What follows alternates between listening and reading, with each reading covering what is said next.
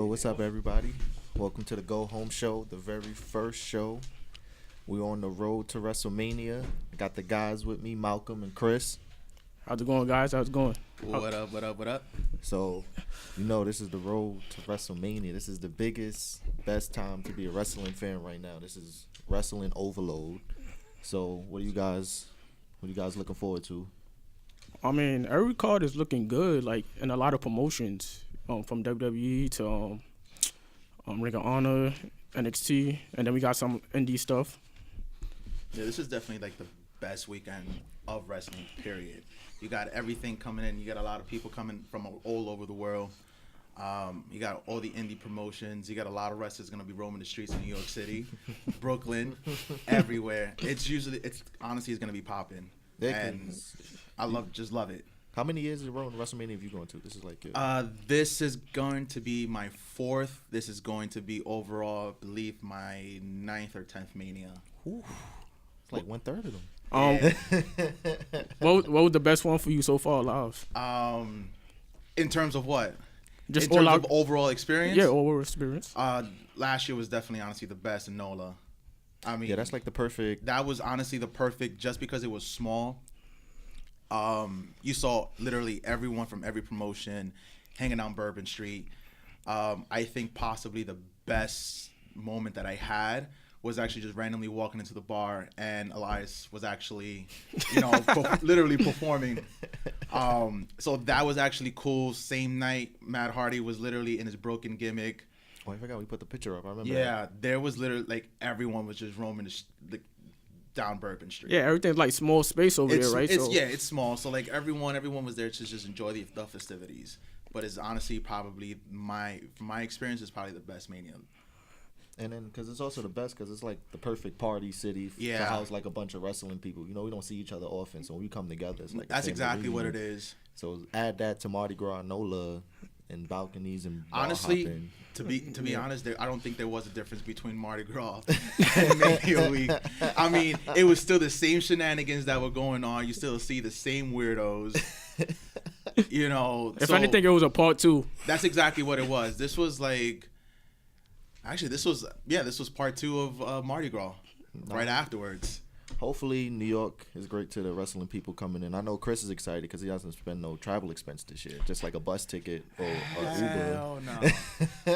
That MetroCard is definitely gonna come in handy, but I'm more likely leave it to the MTA. They're probably gonna screw that up somehow.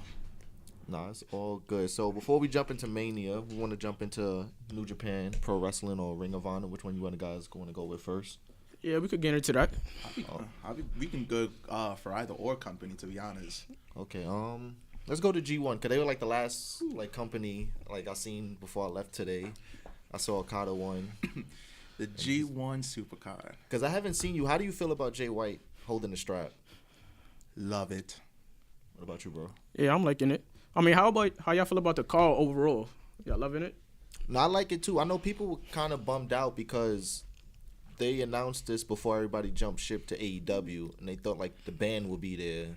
Yeah, for one last time. Yeah, just basically, even when ticket sales went on, a lot of people were skeptical. A lot of people were pretty much focusing on, the elite. That's basically that's how you have to go. So everyone was pretty much excited, but to be honest, they've grown stronger. And yes, Bullet Club is fine. I don't care what anyone else says. Bullet Club is fine. No, Bullet Club is definitely fine. I'm happy for. I can't wait to see that show because I think it's the only wrestling show that will be in Madison Square Garden besides WWE. I think it might be because I don't think WCW ever ran a Garden show. No, this is the first non-WWE promotions. In 100 years. Yeah, this is a good look. And they got to come off strong. And with this card, dude, this is going to be bananas. What do you think is going to be match of the night? For me, there's going to be a couple. I'm definitely in on Matt Taven, Jay Lethal, that triple threat match. Mm-hmm. And the villain. I honestly feel like they're gonna fucking tear the house down with that. It's kind of what I'm expecting. But it's gonna be a whole bunch of different cards that I'm also looking forward to. You can't go wrong with Will Ospreay and Jeff Cobb, both titles on the line, the Never Open and the ROH title. That's another one I'm expecting. Nah, because I remember you popped my Ring of Honor cherry when you brought me to Final Battle last year, and I had a great time. I thought I saw Bully Ray's last match, but no.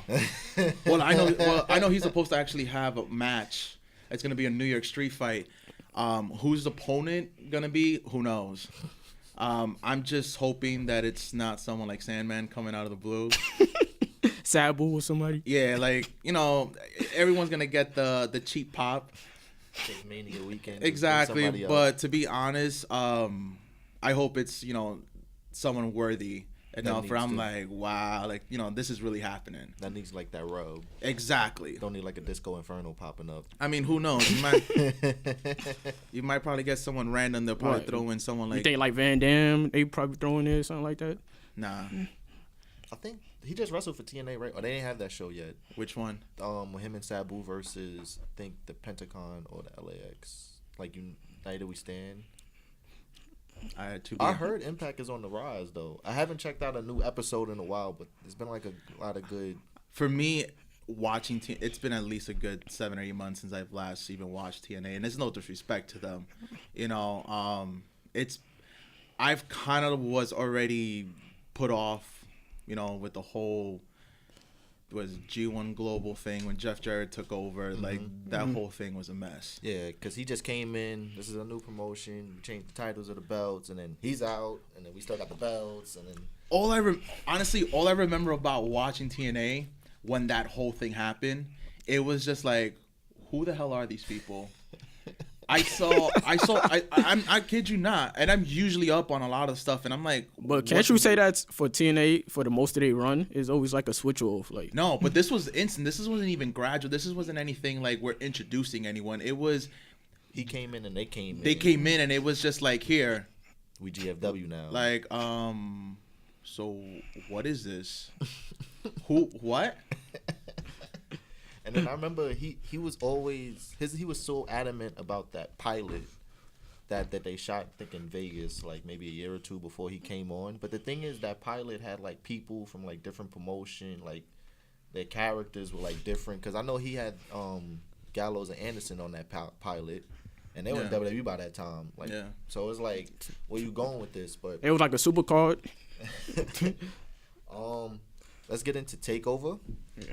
I feel like this is gonna be the event of the weekend for me. It's a hot ticket. It is a fucking hot ticket right now. First of all, do you see the cover art of Takeover? Yeah. The one where they're looking like Godzilla in the city, or the one with the train station? Might be the train station one. Because I saw like one where they were like giant on top of like by the skyscrapers. Like I never seen Johnny Gargano so big. Yeah, it's the train. It's the train station one. Before we fully transition anything into NXT Takeover, can we really just talk about how this came about? How Takeover decided to switch on from Saturday to Friday? Oh yeah, because I know that was like so you know that because you're the ticket guy. Like Chris is the man in the field. He in the streets. So why they switched? Because G1's running on Saturday too. G1, so New Japan and Ring of Honor, they decided way before dates were announced, we're hosting it on this date. Okay. April 6th, Saturday. And for I want to say for the last 2 years, it's always been Takeover right before Mania. Mm-hmm. They always give it a run for the guys at the main roster. Mm-hmm. And I know Daddy Vince tried to put a stop on that and was just like, nah, we're not doing that. After a lot of legal stuff, they couldn't put a block on that. Yeah. So they finally were able to lock down the date. And I think WWE kind of really saw that, okay, this is going to be a real competition, but we also don't want to lose that viewership. So they decided to switch off from Saturday to Friday. Which I feel like is I feel like that's good for a lot of fans. It really it's great is for the fans because they could, if you're going to both, you can see both. Yeah, because Supercard has always been right before Mania, but I think this one is actually huge because They're co-hosting with New Japan, Mm-hmm. and New Japan is definitely, they're trying to make a really big splash here in the U.S. And it's at the Garden too, so and you it's know at the Garden. That's what I'm saying. Like, this probably is like since WCW, like a non-WWE, like a biggest Yeah. show, like a promotion has ever put on. Like, who would come, like maybe like TNA or maybe All In had like double digit. Yeah, they sold up the Sears Center, but dude, It's not at the Garden. but this is different. They put on a fucking stellar card. I'm still looking for Tetsuya Naito and Kota Ibushi. I think that's also going to be a fucking hell of a fucking match. might steal a show right there. Yeah, but and then you still can't go wrong. Very curious to see how the whole Jay White and Kazuchika Okada, they're going to end up main eventing. It is going to be fucking sick, but also the fact that they were able to lock down that date. All eyes are going to be on them. I think It's a little warning shot, a little. I don't even think it's a warning shot. This is just like, I shot my shot. Come at me, bro. Come fucking at me. You got something to say, Mark? Oh no, how y'all as far as Takeover, like what's the main card match I want to see? Let me say before, like Chris said before you transition, I do want to say with Jay White, like I loved how they put the belt on him because I've kind of got into New Japan maybe about 2-3 years ago when Omega was on the rise. I was on Square Circle Reddit, and it was like that's kind of the new thing in New Japan, Kenny Omega's chase. So I've seen like their champions always kind of have like a lengthy reign.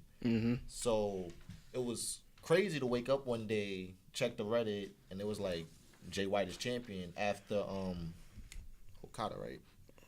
After Okada not Okada. Nah, he beat Kenny. After Kenny was done, that was it. That was is that the first time ever it was like back to back Japanese person not holding the belt? He beat Kenny. Yeah. Kenny beat Tanahashi. So So it was like crazy. Like he just got the belt and then he won it. I was like, oh, it's kind of like a little unpredictability, which I didn't really got in a while. Like never seen from New Japan. So I really like that. Just the whole play. And you got to remember that seed was planted a year ago. If you guys ever watch what happened after the really big show after Wrestle Kingdom 2 years ago, the whole problem with Kenny and Cody, that whole thing started. Civil War. And exactly. And it was like, we need to bring some fresh blood in. Who are we gonna do? Who are we gonna bring in? Kenny he's pretty much out in that ring, and he says Jay White. Jay White was, play the game. It was just like, yeah, I'm taking this BC shirt. Ends up killing him with the kill switch, and he ends up joining Chaos. He implodes Chaos within that whole time, and then guess what happens? The so-called OG BC and the Elite. Shout out to Tonga. I mean, that was a smart move by New Japan, though, because some promotions, after they top guys leave, they stick around with the older guys to come up somewhat new and fresh and stuff like that. Yeah, shout out to New Japan because I'm pretty sure Cody and them let them be known like we may be doing our own thing. So for them to really come up with something on the fly, that's not another Okada or Tanahashi reign. Really. You also got to remember this is not the first time that they've lost to top guys. A couple of years ago when they had AJ Styles leave, Gallows and Anderson, Shinsuke, those are their top guys. Those are their top draws. You lost your top guy from Chaos, you lost your top ace in AJ, and you lost both Gallows and Anderson. So they known, okay, we did this before, we can still go. We still have the guys that we can literally put on that card and built around them. They did a really fucking great job. Nah, it's really gonna be good. I don't think you're not checking out the show, right? Are you going to RA show at MSG too? The G1, oh yeah. Okay, yeah. Chris is gonna be everywhere. I was gonna be on that. I was on that pre-sale. I was just like, this is when that honor code was gonna come in clutch. What's the resale like? I don't know if you checked that out. The resale is not as much because basically they're still kind of going at face at first when they first sold. They were pretty high, but a lot of people were kind of skeptical because a lot of people still wanted to see the Bucks. They still wanted to see Kenny. They wanted to see Cody. So everyone was really on the whole Elite Bullet Club But when there was rumors flying around that their contract was going to be up, no one knew what was going to happen. No one knew whether or not they were going to go to WWE. Then there was talks about them starting off their own promotion.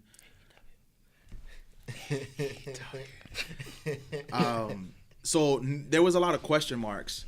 You know, even when they first started announcing the promotion, they weren't really advertising them as much as a lot of people wanted. Mm-hmm. So that kind of brought a lot of question marks to whether or not what kind of card they were going to have. And a lot of it was just mostly for the casual fans. You know, I think the whole Bullet Club brand has taken a mind of its own. It's kind of like what NWO and the DX faction was. But they focused so much heavily on Cody, the Bucks, Paige, Marty Scurll, like a lot of those guys. So it just became like the new cool thing. Like, I want to follow them. And I think it brought a lot of fans in. And it kind of brought them into, like, you know, New Japan. It brought them into, like, Ring of Honor. But, of course, you know, when stuff like that happens, you know, you kind of get the casual fans, a.k.a. marks, you know, that really wouldn't know anything, but they'll be like, oh, yeah, it's Bullet Club. It's just and then it helps that, like, in WWE, you still got Bullet Club guys over there that's still claiming it. You still got, Balor and all them guys over there. Mm-hmm. So then, if you're not watching New Japan, and then you see like AJ and they repping it over there too. So it's like, all right, okay, they got something big over there. It's also because Daddy Vince can't uncensor they're too sweet. I would have to say that AJ Styles, Finn Balor, that moment at the TLC, that was probably one of the best moments, man. Also, credit to AJ because they were the whole SmackDown brand. They were touring down in South America. Oh yeah, because he had to fly straight over. I think they said it was something like a 20-hour flight time. To go to, I believe they were in Chile. It was somewhere. SmackDown, yeah, they were like in Brazil. It was somewhere in South America, and to go from there literally day before and to fly to Minnesota. Now that's one thing that will give you like brownie points with Vince. Like he doesn't really see. The thing is with Vince, he doesn't really give you brownie points for like stuff that's like happens inside the ring. But if you like do some shit like that, he'll be like, all right. But there was also the one disappointing thing about that match because I was very curious to see. You got to remember there was a whole thing going on between Finn Balor and Bray Wyatt. Oh yeah. Everyone forgets about that. We were about to see Sister Abigail. No one knew what this was. All I kept seeing were these. It was a pumpkin. It was very pumpkin-y. I was like, what the fuck is this? It was very Mark Henry-esque. Nah. You didn't know what was popping out. Like, is it a hand? Who knows? Nah, I'll never forget after that show, that was like, somebody on Twitter, it was like the MVP of that show was meningitis. Like, if meningitis didn't happen, we would have had, like, Roman versus, it was in the show reunion. Roman was out.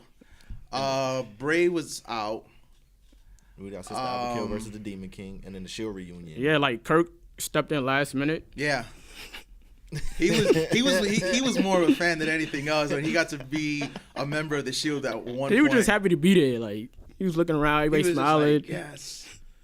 Nah, that was little guy. That was another Twitter moment when it was like a father when their sons let him play Call of Duty with. Yeah, them. That's exactly what it was. He was just like, I'm glad to be part of the Shield. He had the little get up too. Yeah, he came in full riot gear. I'm trying to think. Was that also the match where they killed Braun Strowman? Was that the car crash match? Where it was like when they threw him in the dumpster? Was that when the whole stage came down? Nah, it was like when Miz and them threw Braun Strowman in the dumpster. That was. Yeah. See, that's why meningitis was the MVP because that honestly watching that match, it really like you didn't know what was going on. All I saw was Braun Strowman go inside like a garbage truck and he didn't come out. I'm like, hold up, that's murder. That's murder. Yeah, because all I remember was seeing him pushing down the lever. And I'm like, what is going on? Like, here? Someone please call 911. That was cool. We could talk about NXT, Michael. What you got to say about it? Oh no, I just wanted to know your thoughts about the card overall. I love it. Love it. Same thing. It's still it's the event that I'm actually still trying to get my hands on. Oh, shit. I'm trying to wait for hopefully the plug can come in and make that happen because that resale it's looking kind of tough, especially at Barclays. You sitting all the way up there. Yeah, Barclays. If you sitting up there in Barclays, that's not a good ticket. Yeah, you up there with Sting in them. Yeah, like for me to be able to be like, you know what, I'm gonna sit up in the 200s at Barclays. You gotta be like first 2 or the 3 rows. Yeah, like anything past maybe like the 5th row, it's kind of like, dude, this isn't happening. Like, just go to the ball, bro. Because it's the vertigo.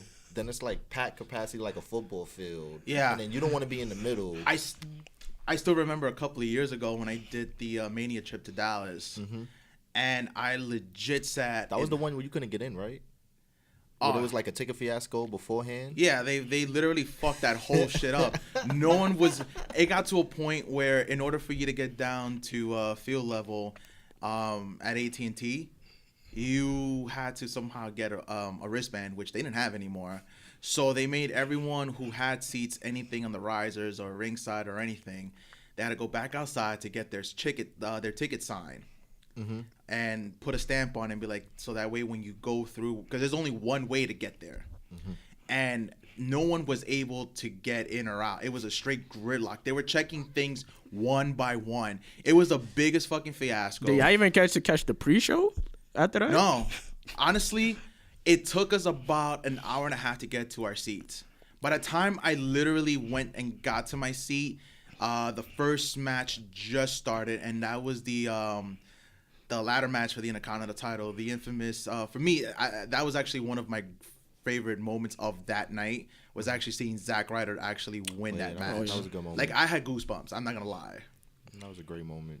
We should have an episode about Zack Ryder because I still feel like he was done dirty, man. Even still to this day, he was done dirty. We're gonna have to start a dialogue. I mean, I thought it was. I didn't mind. He had, how he dropped the title literally the next night. I did appreciate how the whole thing was set up, having Miz come in, Maurice. Mm-hmm. I thought it was going to be for a longer storyline, and it was just once that ended, it was like, so what's up with Zack? Yeah. What's up with Zack? Why y'all think that happened? I don't know. It's hard to say, but I really feel like he's always getting punished just because he got over. Like, especially in the time where the gatekeepers of who was going to be over and who was going to be pushed, and him to come out of the blue with something that they don't really get and then catch wildfire, like that probably drove them like insane. But I'm also glad that he got his moment. Yeah, that's good too. Like, he can always say, "I won the IC title at WrestleMania," and it was a pretty fucking cool moment. Nah, taking bets now when Matt Riddle comes up, he'll be his manager. They're gonna have the whole bro thing, bro. Like, he'll come in whatever Raw or SmackDown. He'll come in locker room, bro. That's a good segment right there. And he's come a long way too. I still remember him watching Ultimate Fighter, where Matt Riddle was there, and only the OGs know about that. Yeah. A lot of people don't know that, but he was a contestant in Ultimate Fighter, and honestly, there's no different. I was about to say, did he have less charisma? Or no, there was no different. I think a lot of people, they tend to just amplify who they really are. Turn it up by 10. I think it just went down, and it was like literally just chill. But literally, there's nothing different of what you saw on that show, and how he progressed in the indie scenes. Yeah, they seen him with a lot of potential in Ultimate Fighter as well. There's definitely a lot of talks, a lot of hype around him, especially, behind WWE officials. Yeah, because he has it. He has. I kind of see now with WWE, they kind of like these mixed martial arts coming in because it kind of like legitimizes wrestling to a degree. So you have that, and he's connecting. He has a popular. They could print bro calendars, bro shirts, bro mugs. Which, by the way, I'm predicting he's actually my pick for winning the North American title over the Dream. So if you're listening and you're a Dream lover, we all do. We all like Pat, Dream over. But that's exactly what it is. I don't think, me personally, having someone like Matt Riddle come in with this much hype and having him lose his first title he can't opportunity, lose right now. I don't see it happening. Who knows? Maybe they'll call up the Dream the next night on the next following days. Maybe on Raw. Who knows? But at the same time, I would kind of like to see how it furthers along. So what's your pick, Malcolm? Who you have, Dream or Riddle? Got to go with my man Dream. That's one for Dream. I'm going Riddle. I like Chris said, they put a lot of stock in him, and he can't lose now. Unless it's like a fuck finish and like they get Dream, but he can't like lose cleanly right now. And then Dream is over. You think that's gonna go on for a while? With Riddle? Yeah, Riddle they and always Dream. do that with like the new guy that they give the rocket strap to. He wins, and then he takes like a loss here and there to come back down to reality. Well, I'm talking more like him and Dream just going at it for a while. Oh, like a storyline? Yeah. It's a possibility. So, it's a possibility. Especially with the 2 belts now, they don't have to they could keep programs to a specific belt rather than everybody next guy up type. Yeah. I'm also kind of mad that it ended a little short, but Ricochet and The Dream, like that was a really good line, like a really good storyline that they had going on. Really great feud, and I kind of was a little mad that they really cut that out. I really wish they kind of milked that a little bit more. Dream has always had like some fire storylines. Like that's one thing. Like his character work has really been great. Like even when he had the one off with Cassius Ohno, the whole storyline was like, I'm gonna knock you out in like under 2 minutes. And like that was like the thing going on. Like I'll knock you out. That's why you think they probably didn't send him up yet, because somebody like Riddle that got the strap, they like Dream. He gets people over. He gets good storylines, good matches. Let's throw him in there with him. And he's had some great matches. The last few takeovers. I think he's about to become Mr. Takeover. I'm sorry, Johnny, but I feel like Dream, he's been doing this thing ever since the first one with Aleister Black. Like that match blew me away. The Aleister Black Velveteen Dream match. It was really, really good. Like story and all. Yeah. He's had consistent great matches. The Ciampa one we watched at the apartment, we was going crazy with all the false finishes. And that was a banger. What do you guys think about the tag team? War Machine versus Black Ricochet. It's gonna be War Machine. I refuse to call them War Raiders, by the way. see how simple I just said War Machine. Like no, because that's exactly what it is. It's just like they got introduced as War Machine, and then I'm watching. I don't know if it was another takeover. I don't know if it was an NXT taping, but then I see War Raiders, and I'm like, what the fuck is this? Because I'm pretty sure War Machine, Disney would have wanted some money. I mean, yeah, I think War's taking that as well. I think what Ricochet and Black has done on the main roster, they ready. Like, yeah, but it's also like there's no direction. Yeah, there's no direction. And there's no direction up there. They're an unlikely pairing, but it's bland to me. And granted, they still kept their, their character intact, and they've actually kind of protected them. Both of them actually, but it's just like, just break this up, and they're only stepping in there, because of Ciampa's injury. Yeah, for Ciampa. Because I think going in, I think it was originally supposed to be Johnny Gargano and Ciampa, kind of like we're bringing DIY back for the tag titles. Yeah. I think everything was gonna go back full circle, and because of the injury, a lot of stuff was changed last minute, so they made it seem like Gargano, he had the last laugh. He got a time to turn his back on Ciampa. He was just like, I played long enough. So it was done right how they wrote him off. But in reality, I can care less really about this match. And it'll be great. Don't get me wrong. But for me, it's not something that it's on the low. It's going to be a banger match, but I know what you mean. Like, on the investment level. On the investment level, it's just like, it's just going to be, Yeah, I could tell Triple H was like real bummed out that Ciampa got. That's one thing I like about NXT too. Like sometimes, like you could tell, like main roster, they wouldn't put this type of match, these clash of styles, these two people versus that's a consistent tag team. So I really love how NXT uses like tournaments and as like vehicles for matches. Yeah. And because it's like it builds. It wasn't a storyline, but we won this tournament. Now we got to face you. Here we go type. Yeah, and I feel like they just have more trust. You could tell the trust that he just having them. Triple H. It's a good system that they have in place for everyone down there, so it definitely works.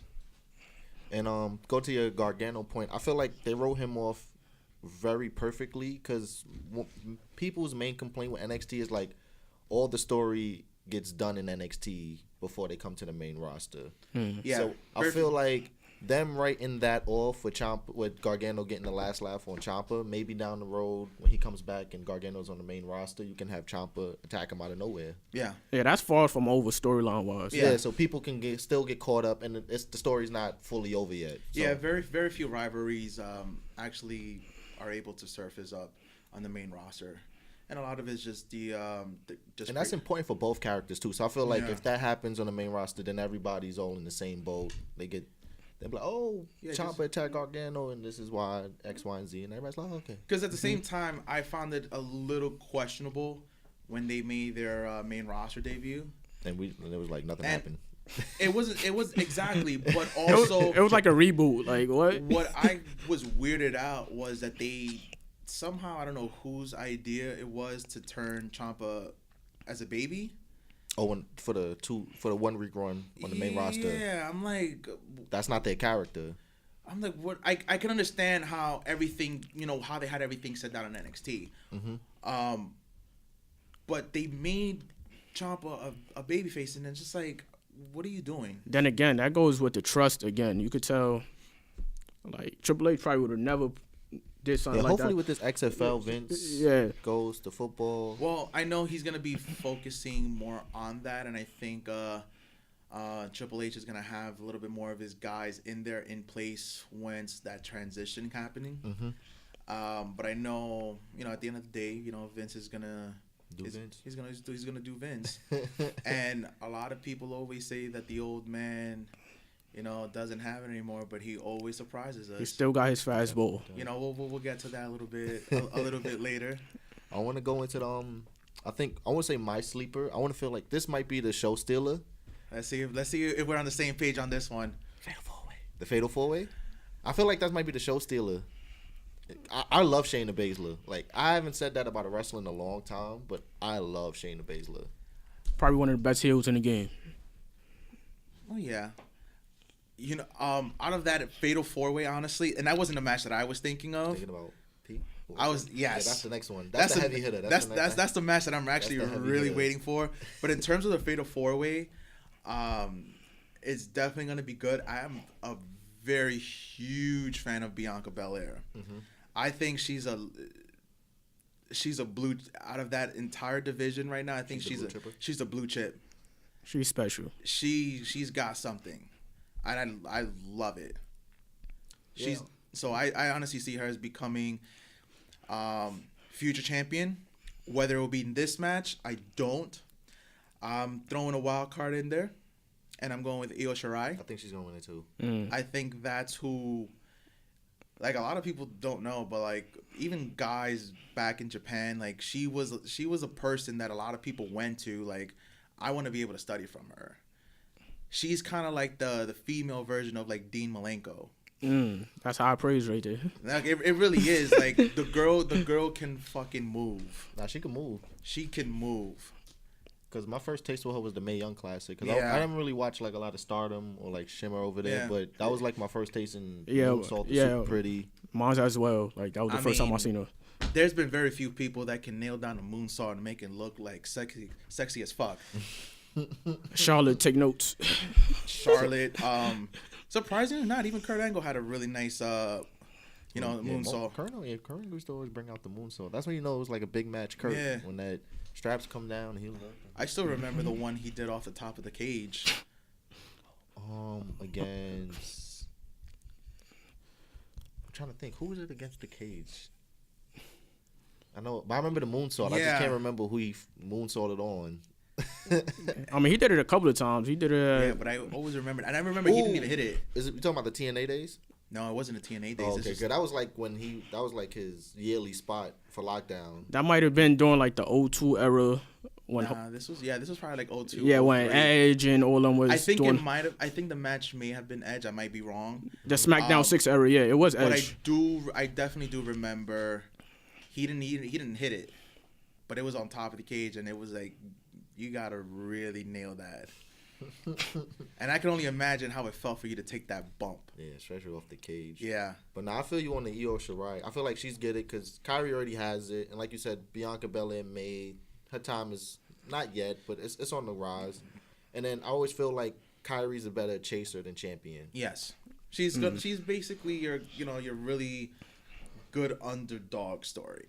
Yeah, especially if they do the story correct with like her friend saying, Yeah, I had to beat you, and we ain't taking this no more. So to her, so like a Charlotte Becky type thing. Yeah, so she put the little pirate eye. Yeah, but I honestly do think if anyone's gonna take who's gonna take the fall, it's probably gonna be Baszler. Baszler. I don't definitely see Belair, taking the fall. Oh, because she has to stick around. Yeah, she has to stick around, and I think they definitely want to try to protect her. Mm-hmm. So I don't see her. I think it's gonna have to be. And then Baszler will get her comeuppance for like all the dastardly shit she's been doing. Exactly. Y'all think she's getting called up right away, or? Yeah, she's getting called up right away. Especially because if the predictions that everybody has on Twitter, like 4 Horsemen, tag team, SummerSlam probably. And then Rousey goes away. They're like, yeah, we beat. And then Baszler has to come in and like represent the troops. So start choking people out and grabbing titles. But Walter and Pete Dunne, this is the match I'm really looking for. This is like Banger Part 2. Besides his NXT UK debut, I have never seen a Walter match, but I have seen the aftermath of Walter matches. I have seen the welts. You've seen the fucking welts. Pitches.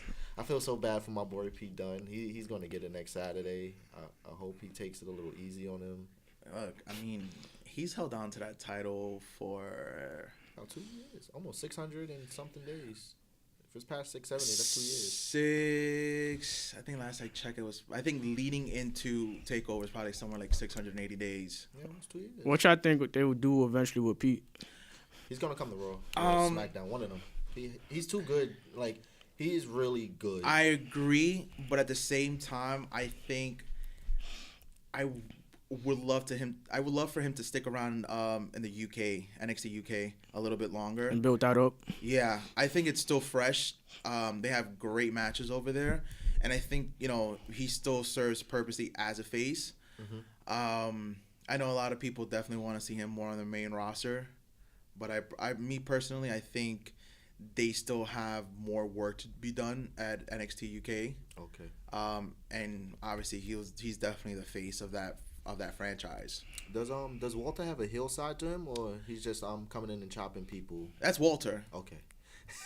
Walter is like, he basically seems like these old school USSR cats that's gonna come in, Ivan Drago, and just be like, if he dies, he dies. I must break you. But I love that match too, because it's really going to be fun seeing the offense that Pete Dunne has to like come up with to try to get him down. It's like guys basically 8 times the size. I think that's what scientists have it as. Yeah, Walter's a big dude. Like, I wouldn't want to get in a chopping. I don't know who's be worse to get in a chopping contest, Big Show or Walter. Is that serious? That's a serious fucking question. You lather that chest with some baby oil. Let's see who's the real man's gonna step up. You gotta put some Vicks on it. Nah, the Vicks comes afterwards.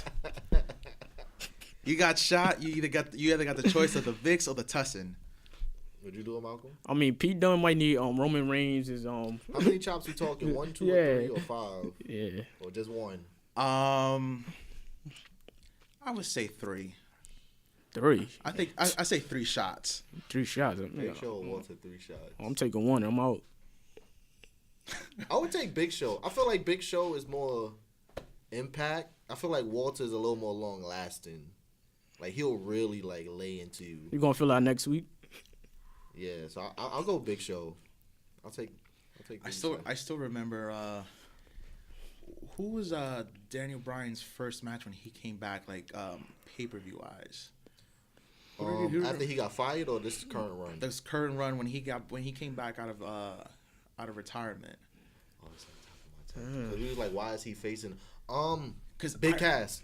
That was. Was it Big Cass? It was Big Cass. That was the That was his first feud out. I guess it wasn't that match, because I remember there was a match Daniel Bryan had, and his chest was super red. Even recently on SmackDown, I don't know if you've seen the backstage pictures. His chest was a mess. Like, yeah. I think that just happens with his chest. Like no, but this was a brutal match, and he got chopped. Like I don't think I've ever seen anyone's chest look that bad. like it got to a point where you saw like it was a one hit away from like legit just bleeding out of his chest. Damn. Main event, baby. Who you have? Adam Cole or Johnny Takeover? Oh, it's Adam Cole time, baby. Yeah, Adam Cole. That's another one. I'm taking Booker T. He's in my top 5. Like, I think me personally, I think Johnny Takeover is gonna be Johnny Takeover. I think he's gonna get that win. Think he gets the You belt? think he gets the? I think he does.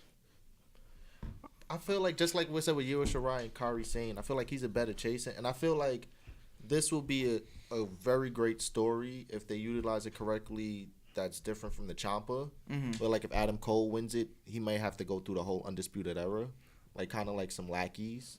So you know what I mean? Like to get to the boss, you gotta go through Roddy, Bobby, and Kyle. I do agree, but there's also at the same time, there's a rumors of Undisputed possibly coming up. But who knows? I hope they stay, because I feel like maybe till after SummerSlam. Like give him run to SummerSlam and then call him up. And I had a friend of mine who actually made a very good point.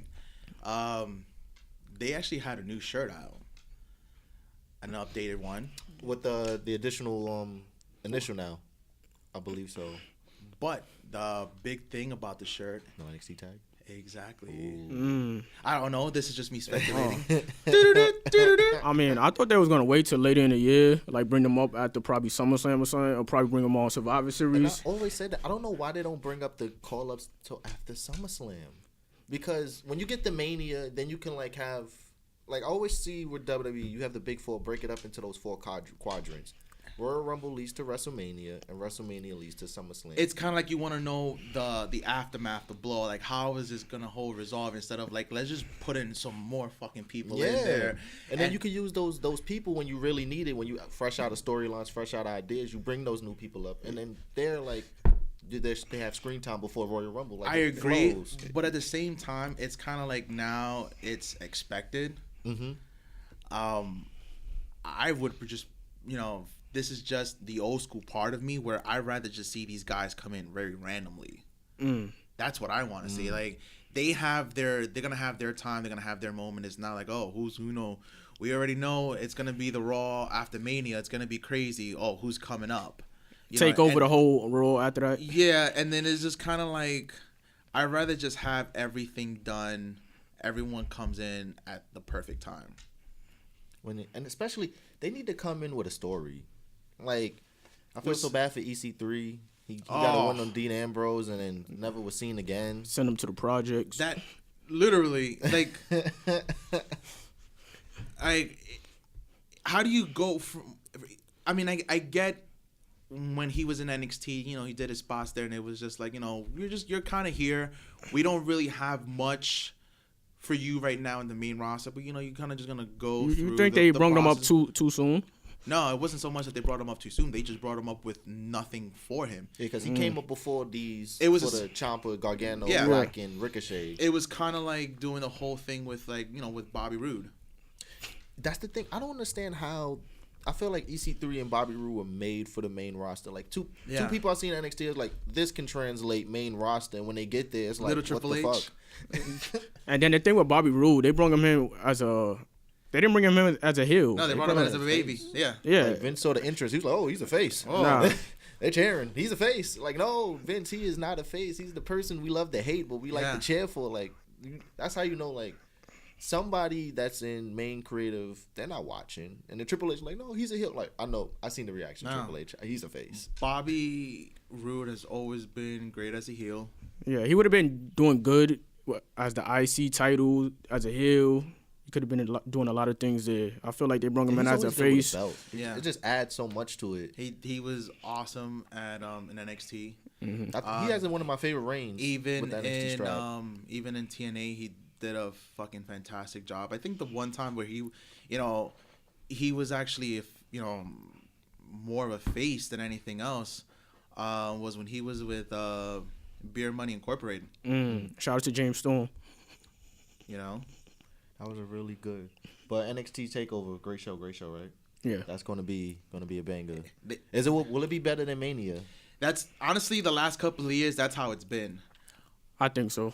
You know, they steal the show every fucking weekend, all the time, and there's yet to be. There's yet to be a bad takeover. I can't remember. I honestly can't. Be a bad takeover. Even from the first takeover, you know, Arrival. like they still put on a fucking great show. Which is crazy. I actually watched that like 2 nights ago, the first takeover. I was just going through all the takeovers again and stuff like that. The takeovers are beautiful. Even when we was working at the store that shall not be named, I remember I didn't watch the build up for the San Antonio one, and I was working that day at the store. I didn't watch any of the NXT build up that day, but I knew it was a takeover. I saw that show, and that show was literally great. Yeah. I was like, this is like takeovers are really like on some shit. And it's also what helps them is that they have more time to also prepare. Mm-hmm. You know, or they kind of do like trial runs on the house shows to get everything. Nah, but it's just kind of like, you know, you have a lot of time on your hands for you to build up to that match. And that's one. But also to sit down and be like, hey, what spots can we work on? What can we do? What can we do to make this over the top? Yeah, they got more freedom to like play around with stuff and see what works. And that helps a lot. Yeah. So yeah, Takeover is gonna be a bang up show. How do you guys think? Before we jump into Mania, let's talk about the build to Mania. How do you guys think the respective brands have been doing a good job, bad job?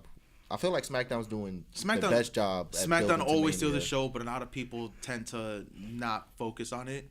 You know, Raw is always going to be the flagship, and they literally treat SmackDown as like the outlet sometimes. Which is unfortunate because they probably going to have the best matches at Mania. Yeah, and I think this is probably going to be the best overall Mania that we've had in a while.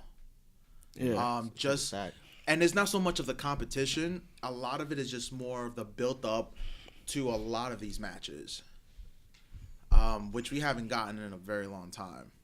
Yeah, like the Kofi, like that was really a good build up, and I feel like that's what WrestleMania is always about. Like that 2 month before the show, you got to do what you got to do to get rewarded at the show. Because growing up as a kid, I remember they'd be like, "I'm going to WrestleMania." You'd be feeling bad for people that couldn't utter those words. They're like, oh, shit, they ain't gonna be on WrestleMania because he ain't say it. Yeah. Now if you don't get a card, you just throw it into the Andre the Giant Memorial match. The Jabba Battle.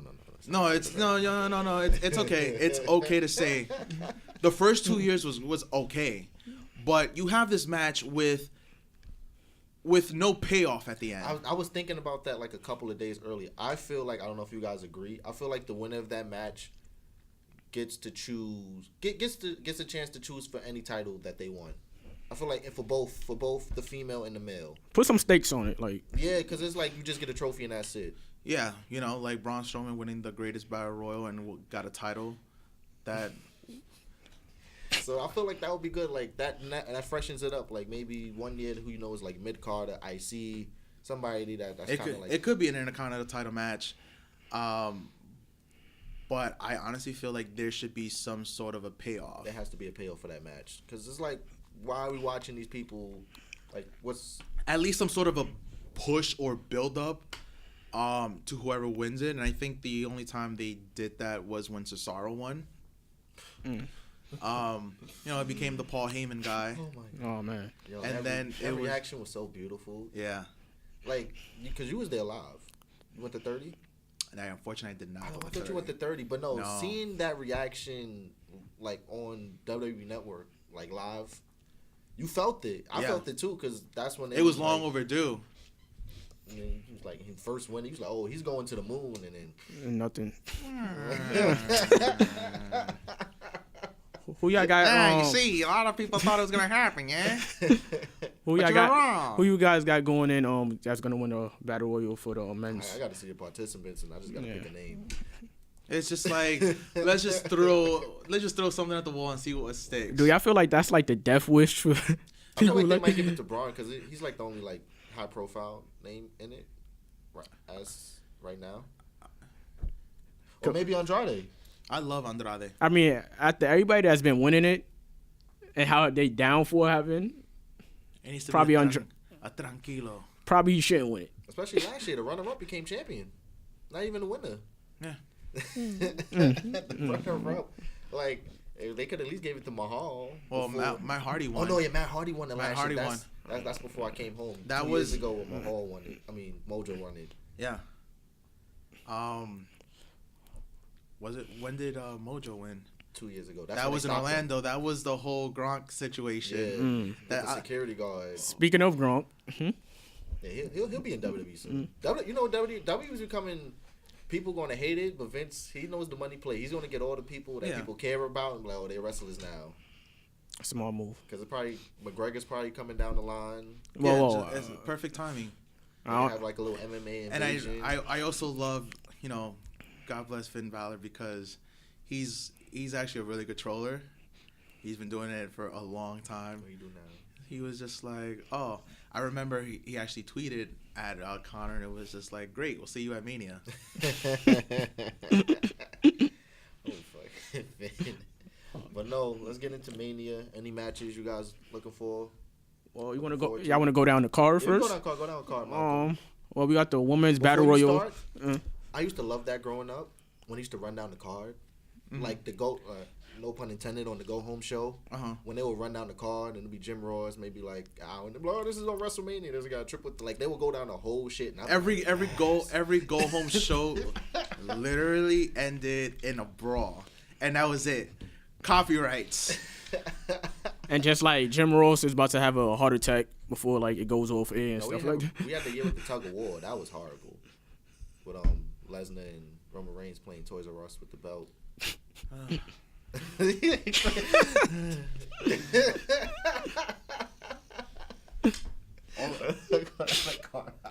All I remember were the boos last year. It was Roman and Brock, and a lot of people was like, oh, this is one match we don't probably want to see. Everyone hated Roman. Brock was a big question mark because a lot of people thought, he was going to go into the UFC. His contract was up, so a lot of people didn't know what was going on. So literally, like from the moment the bell rang, probably before even when the entrance came, it was nothing but boos. It was nothing but boos. And I always felt like that program was holding WWE up because Vince was determined to get that Roman over Lesnar, and that was like holding everybody. The whole point. They dragged it. They dragged it too long. Roman trying to get over. Yeah. I mean, they tried so hard, and I felt really bad because the trajectory for Roman Reigns was he was going to be world champion sooner or later. Mm-hmm. But at the time when he was getting pushed into that role and he was getting groomed, a lot of people were very heavy on Daniel Bryan. I always felt like that was one of their cardinal mistakes. They should have flipped. What year was that? 2014, 2015. Yeah. That WrestleMania, Roman, always believed Roman should have beaten Rusev. Roman should have beaten Rusev's streak. Cena did not need it. And because remember, that was like when the reports came out that Roman Reigns was the next guy. Yeah. And people were like, whoa, hold up. And the next thing you know, he's winning the Royal Rumble. But honestly, that helped Rusev a lot because that rivalry between him and Cena was amazing. That was good. My man came in a fucking tank. He did came in a tank, and he left in a coffin.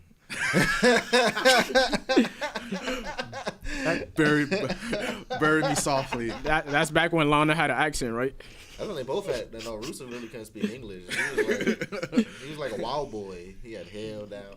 The thing is, I like Rusev. That's the thing. So do I. Like, I always felt like he would have got over if they would have had like a little switch in his character. No, he came in as he came in as the the foreigner. Yeah. Maybe have him go away and then come back kind of like a cheeky all-American guy now. No. Like having barbecues with Lana, like look at my hot wife. I think honestly people already complaining about that. A lot of that stuff has been done before. I feel like he has the charisma to pull that off. No. Okay. I think that's just me. I think there were talks about them doing that with Lana, like, all right, let's just cut this fucking Russian accent that you have, and let's just do it. Let's give you the whole American girl thing. And I think they were trying to do that when they kind of had the whole pairing between her and Dolph Ziggler. Forgot about that. You know, and then it was just like, poof. Go down the card, G. Go down the card. We got the women's battle royal. Skip. Yeah.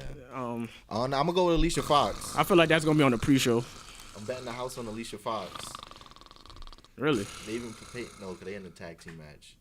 Yeah, I'm going on the house with Alicia Fox. I don't know why. I'm just going with it. I'm already preparing myself for this 9-hour Mania day. How long is Amber Moon out for? Probably like SummerSlam or Survivor Series. I think she's out for a minute. Yeah, she had a really significant injury. She's out for a real heavy minute. Yeah, I mean, the best I could see if they want to throw a bone at Oscar.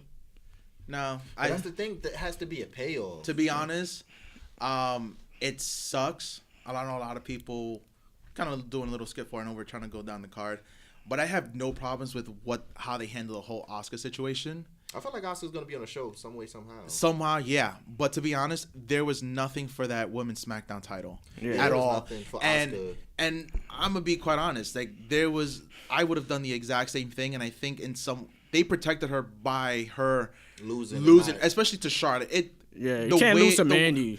No, it's just granted it was gonna be a squash job, but that was I think because they know there's too many matches in this.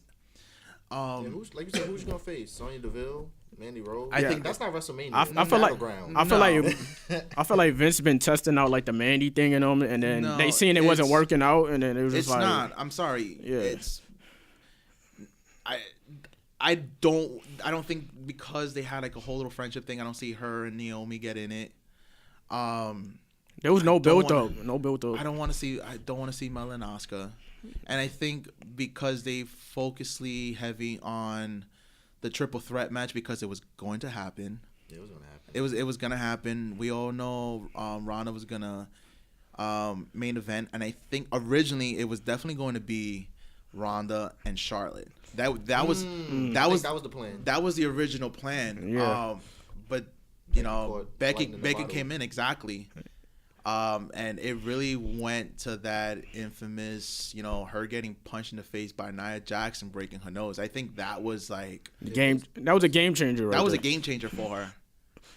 I feel like we'll talk about it later, but I feel like Asuka will be in the show. I feel like she's gonna make a run in and like kick the shit out of Charlotte. No, you don't think so? No, it's gonna be like no DQ, and then she no. Honestly, I think that's gonna ruin the triple threat. Yeah, it's gonna ruin the show. But I feel like that's coming like kind of like the car crash. And you couldn't even add her to make it a fatal four. I think it takes away from the story, from the entire story, which is probably you just can't throw Asuka right in there. No, last minute. I think that's why they got Charlotte there. She's gonna take the pin.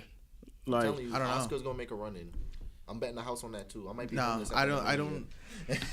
I think that's the main reason her and Charlotte didn't run a rematch was because they needed somebody to take the pin for the Ronda and Becky.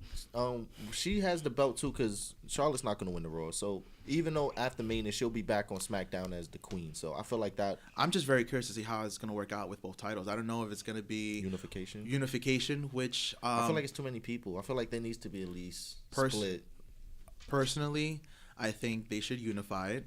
Oh, Chris, there's too many too many people right now for like one belt. No, so I want you to hear me out because I have this thing. I think somehow there's some sort of WWE stooge that's listening to some of my text messages because I shit you not. There's a lot of things that I literally do say and somehow they end up coming into fruition. It's just like, really? I mentioned women's tag title about a year ago. Great Same idea thing. Too. I love that. I mentioned an all women's pay-per-view. It happened. Okay. Somebody's listening to Chris. Someone is listening, or I feel like someone is probably like, hey, get a load of get a load of this. They put the chip in the bid. But I think because there's a women's tag team title, I think the entire women's division, both Raw and SmackDown, I think it's a little watered down. Competition wise, I think it makes more sense for me personally to have one title be defended on both brands, and with the single and then the tag titles going exactly. To Raw. Okay. I think that's how I would love for it to happen. But who knows? It's I don't get paid for making these decisions, which I hope. You think they're doing that because of the SmackDown deal, the new SmackDown deal, that they will unify it? I don't know, because that's also another thing. You know, they're gonna have I know Fox wants the heavy hitters. They want their heavy hitters. They also want to make that like legit their own brand. It's not gonna be it's literally gonna be a USA and Fox Sports thing. Yeah, I seen that there was gonna be more of a wrestling show there than entertainment. And by the way, I'm predicting Brock Lesnar is going to SmackDown. Yeah, because he's done fuck all he can do on Raw. Yeah. I'm like, oh, he's on SmackDown. Why we go to Fox? Like, he's gonna go. It's a homecoming. Hey. That's how it's gonna happen. I think him, Strowman, Reigns are going over. There's gonna be a shakedown. It's gonna be a fuck down. What's the next on the WrestleMania card? All right, next on the card, we got the 2 battle royals out the way. That's like 45 minutes, so you got like 7 more hours to go, Chris. I don't know. No, not really, because if you gotta look at it, we're gonna have a very long Finn Balor entrance. And I think that's the reason why The Undertaker's probably not going to be in this card, because they need to shave time.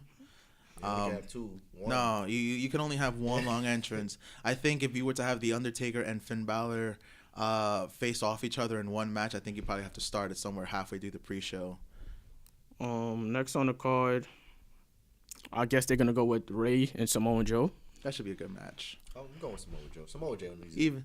I do see Dominic? Little Dominic getting. Yo, shout out to Dominic. Yo, who is this boy? He's looking like a hype beast now.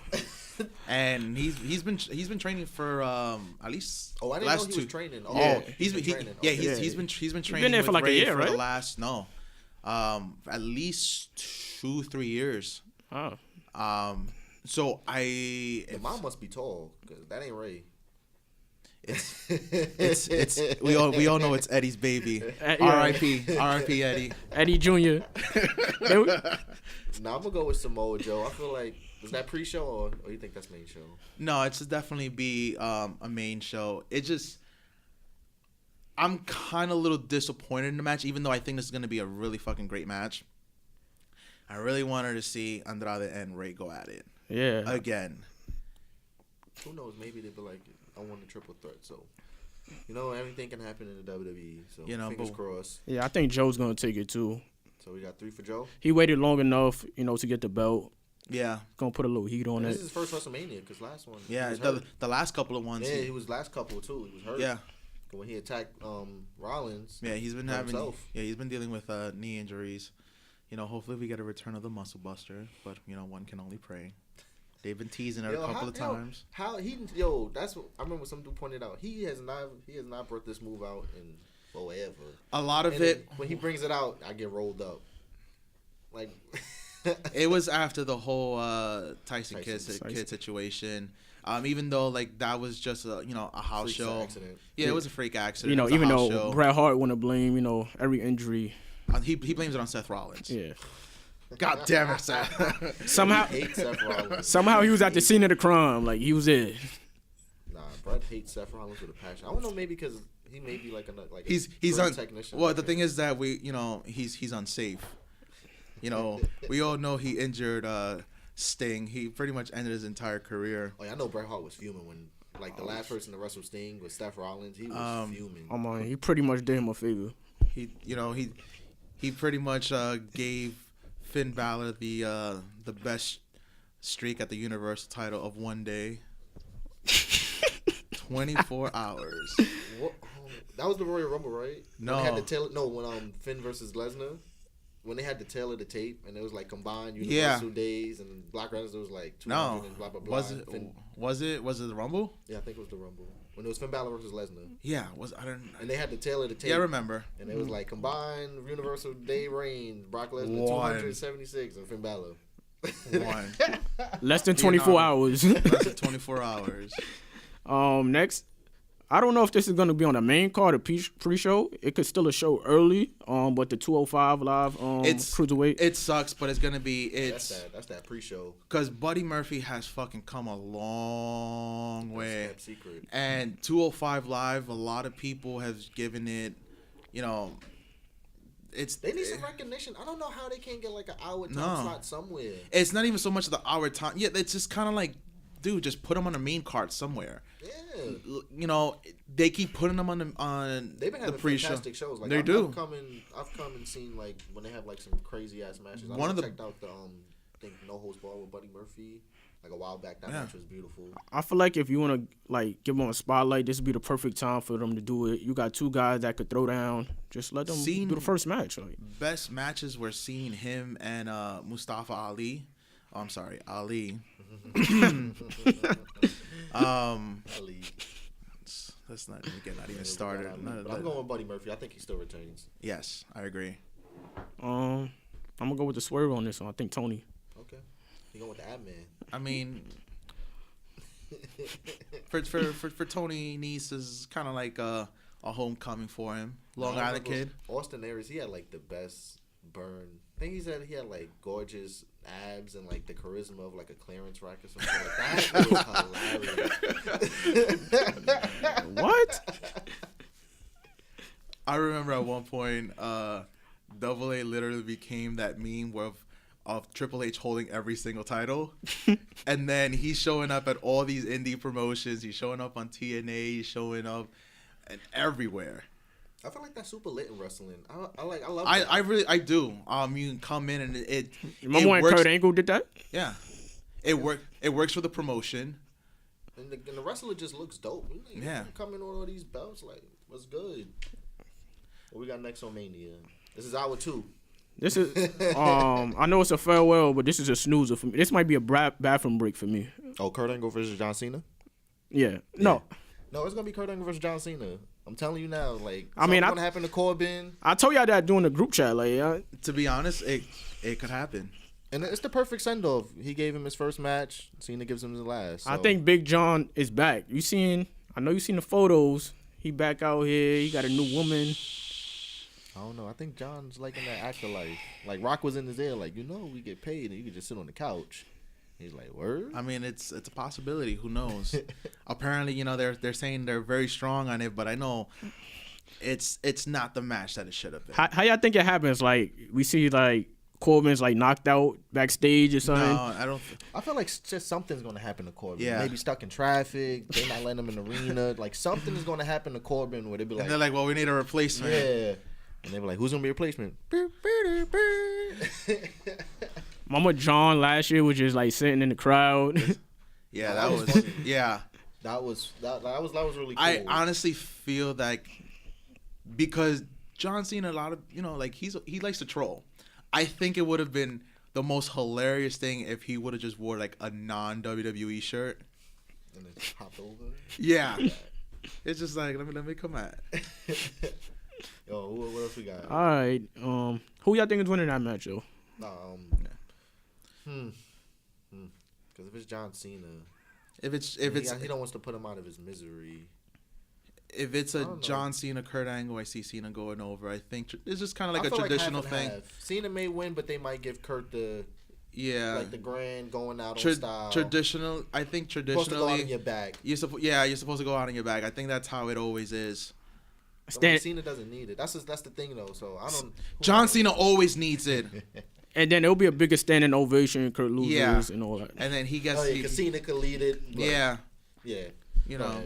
You don't got to see WrestleMania. Just listen to the show.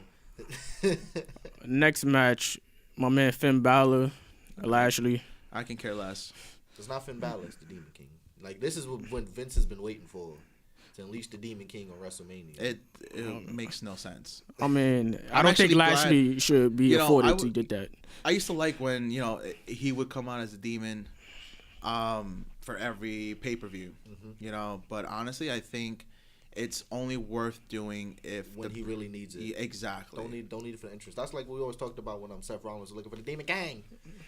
Yeah, because look what happened SummerSlam. It's just like, I wanted to face Finn Balor, not the Demon. It's like, all right, so cool. I have the Demon King is going over. I feel bad for Lashley. Yeah. I think so too. Maybe somehow Leo. Yo, by the way, that was the most fucking hilarious line. Yo, whoever Bryan. Yeah, we're gonna get into that. I love it. Yeah, I think that's gonna turn into like hour 3. The fresh afternoon.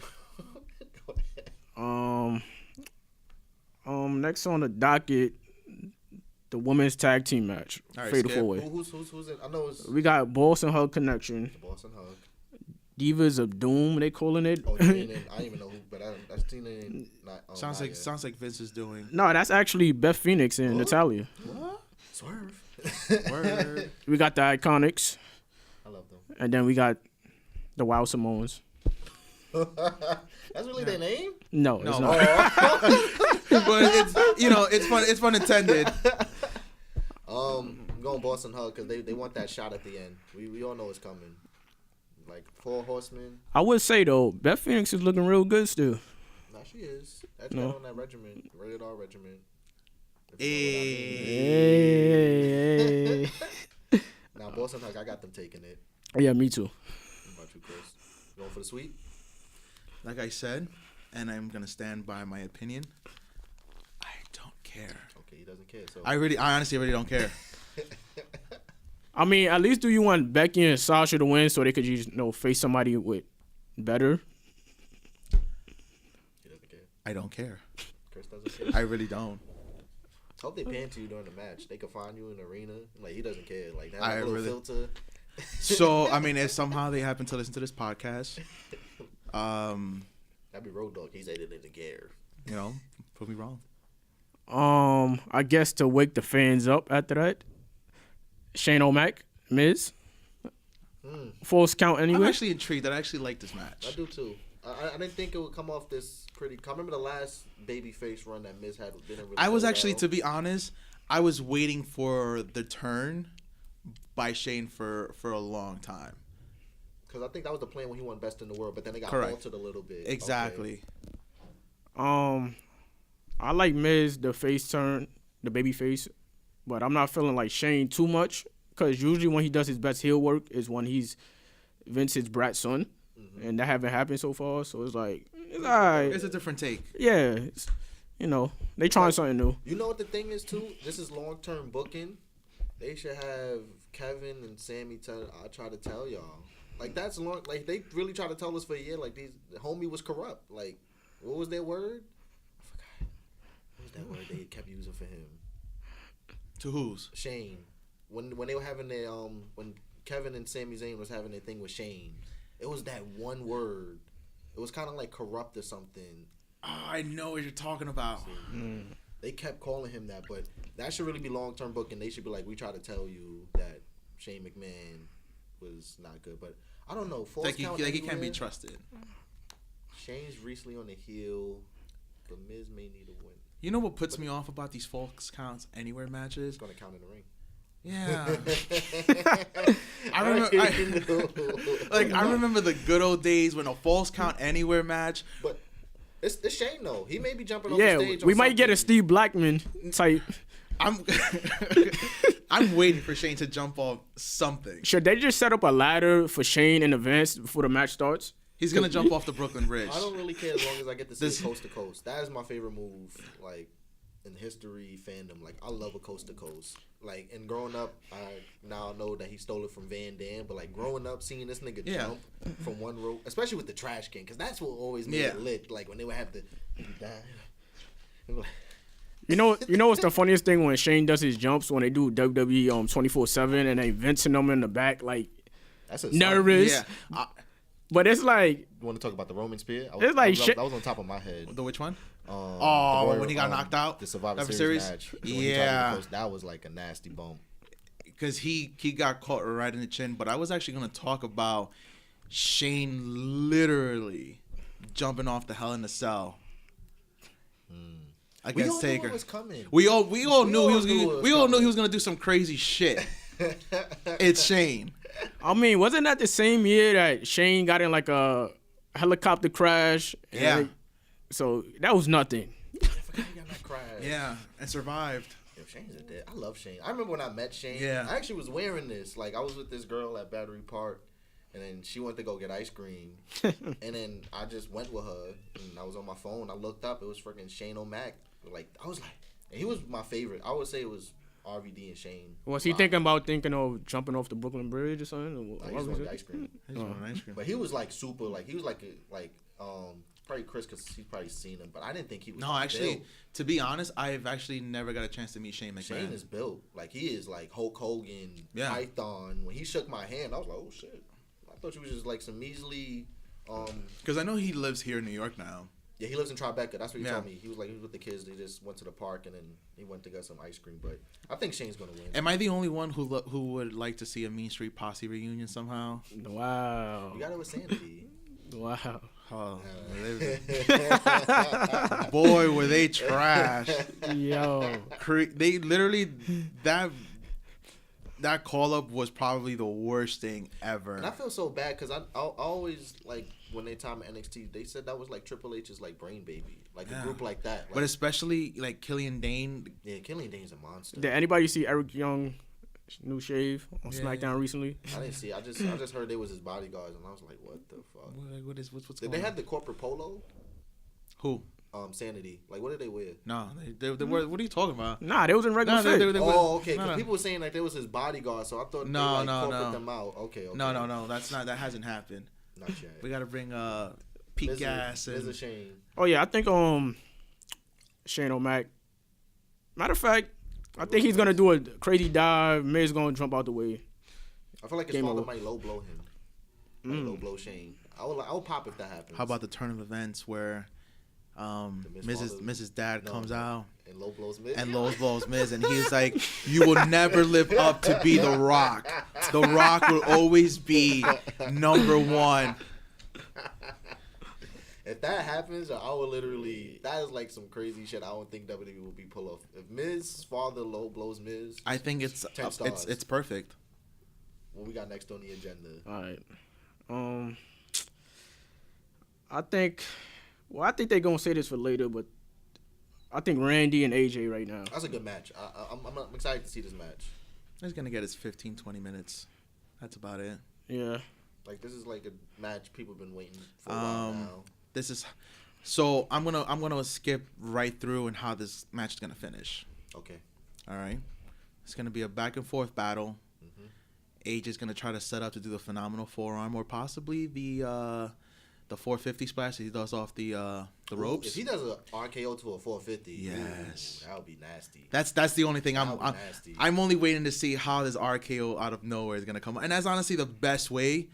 I don't think is gonna beat the one where Evan Bourne literally does the shooting star press, because that was perfect timing.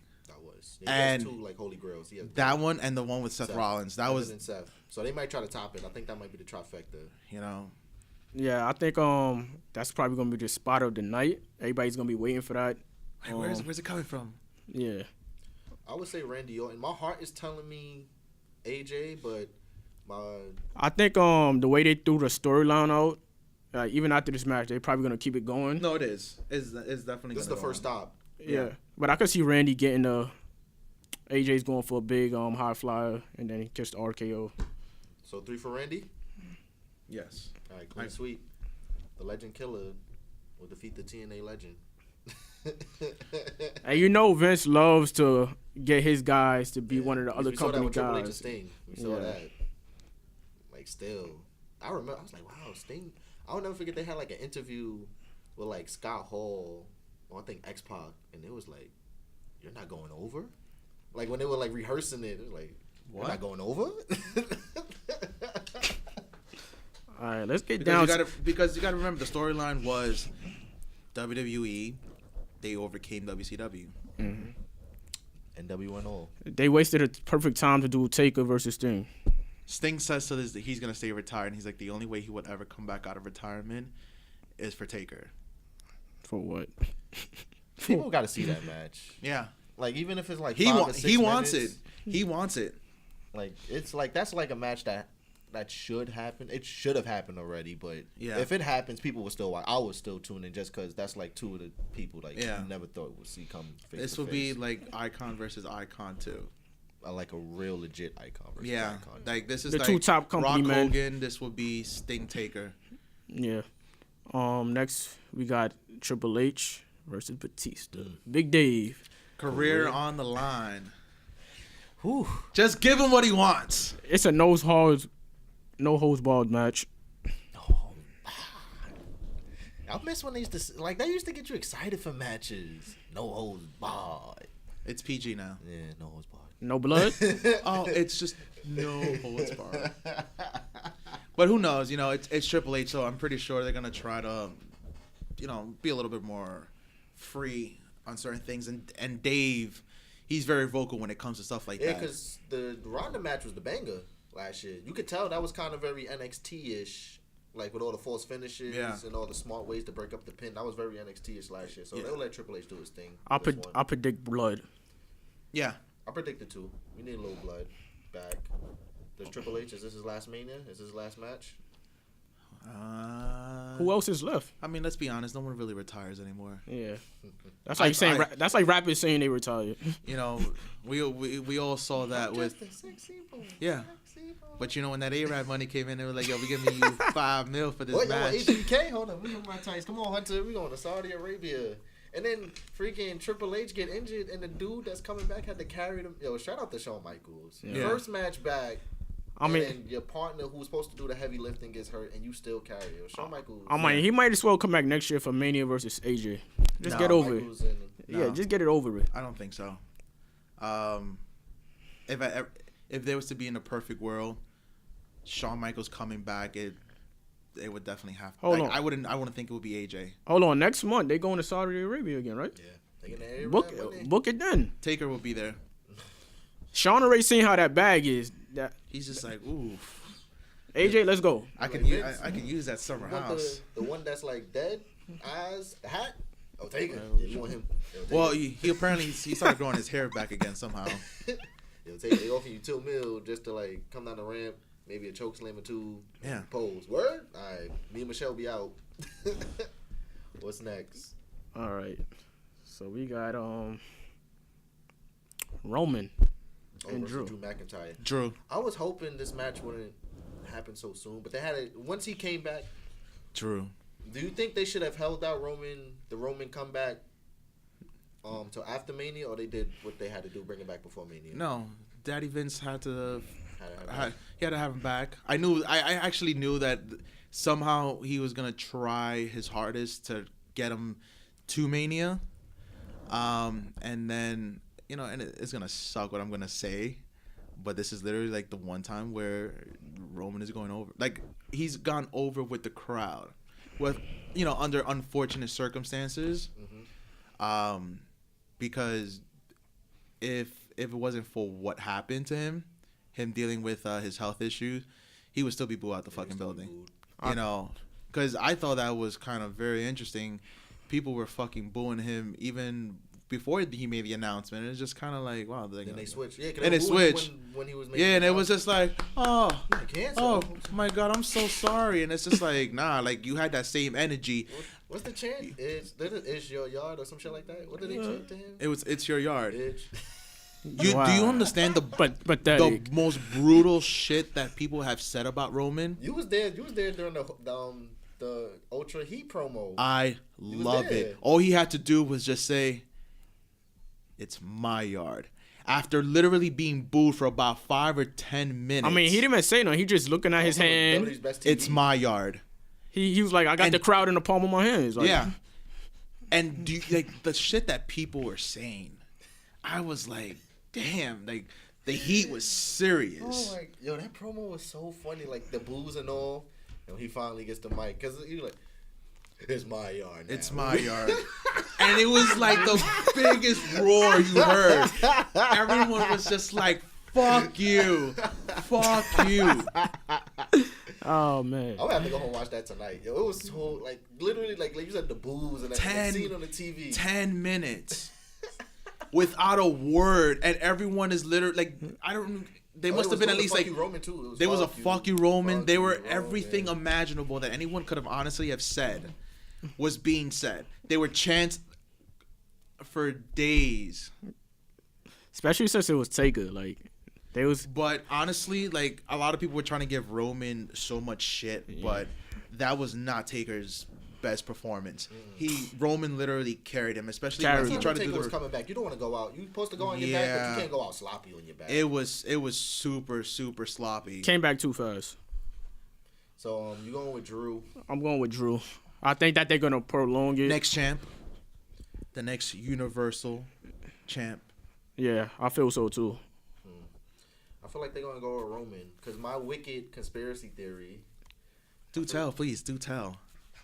Because now that you said that the fans love him, and Vince, I feel like now is the time to turn this motherfucker heel.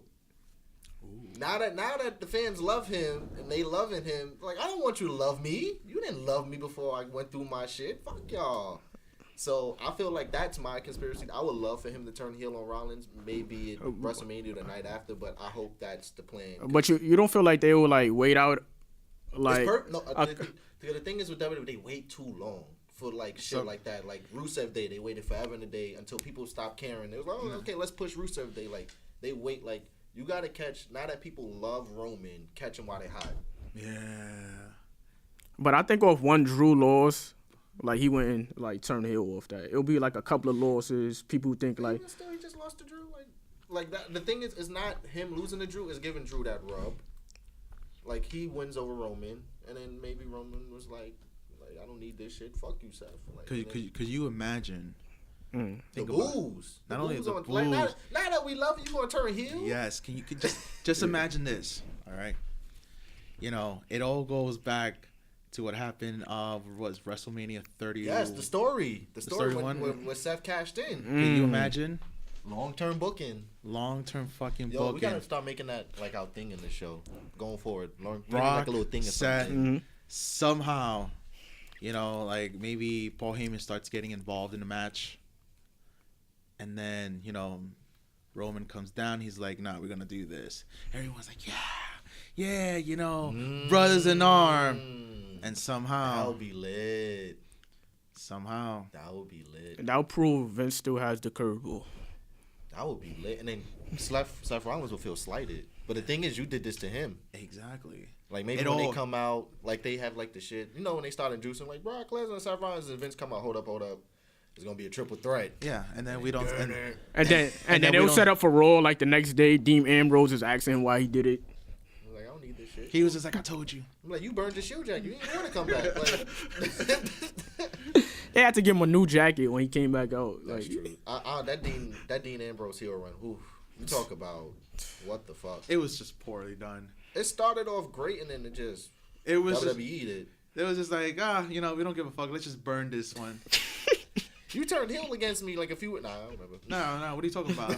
I'm supporting you. I want you to beat Brock. I want you to beat the Beast. It's like, his whole last month, he just has not give a fuck. I heard that when him and Steph was doing like a promo a few weeks ago, he was supposed to say some extra stuff. No, and he didn't. And he didn't. He just walked out. What's next on WrestleMania? We down to the big three. I like a big three. It's not the final four, but it's a big three.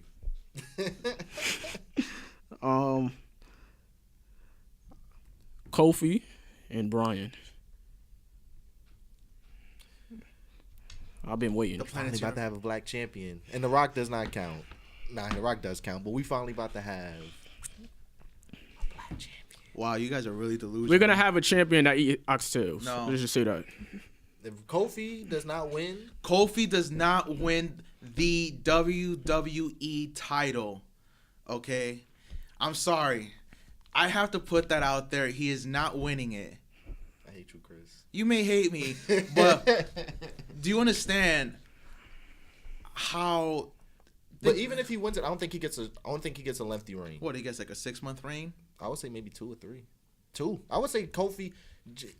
He's like, give him the feather in the cap. You're just gonna be like, you know what? You're just gonna lose it at Money in the Bank and call it a day. There we go. I'm gonna have to agree with Chris. Bryan wins. I think Kofi. I'm gonna go with the B+ player. I mean, who knows? Can we talk about how Vince set this whole thing up? It was just beautiful. Like, people were legit coming at No, Vince. WWE's been doing a good, like, if you notice, they've been doing that a lot. They've really been feeding into the trolls and then, like, that meme of, like, they don't know what the hell they doing. Like, Like, so them keep with the giving and taking was feeding right into what they wanted to do, and here we are. I feel like it's a big moment for Kofi, but I think they don't have to do that. They don't. It doesn't have that trigger doesn't have to be pulled at all. I think it still works great for both, because it's always gonna have that cloud that, you know what, Kofi finally got his shot, but it never came through. B+ player versus B+ player. Shout out whoever on creative team decided to bring that back up. That was really good shit. It was the most, like, it was literally poetry, and it was ironic at the same time. I mean, the storyline came full circle with Daniel Bryan. Daniel Bryan said you're a B+ player. I was like, oh, they really pulled that out. That's what SmackDown really was doing. Their thing. I don't know what Raw was. They must have been on vacation or like, all right. We gonna for me, when it comes to certain things, SmackDown for me always takes the cake. The A show. It really is the A show. So I'm going with Kofi, and we got 2 Bryans. So the WWE champion will be. One thing. Shout out to the Usos for laying down. Yeah, that's another good long-term booking. Ding. That was actually like really dope. Kind of like a semi-face turn. It was a little. Like, it was just like, yo, take a little heelish off. They're like, yo, we got this. I think they go to Raw.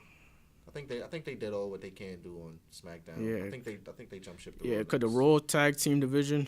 Woo! Did we even mention them on here? Nah, you don't need to. Yeah, that's how bad they are. Like, who's Revival facing? Who cares?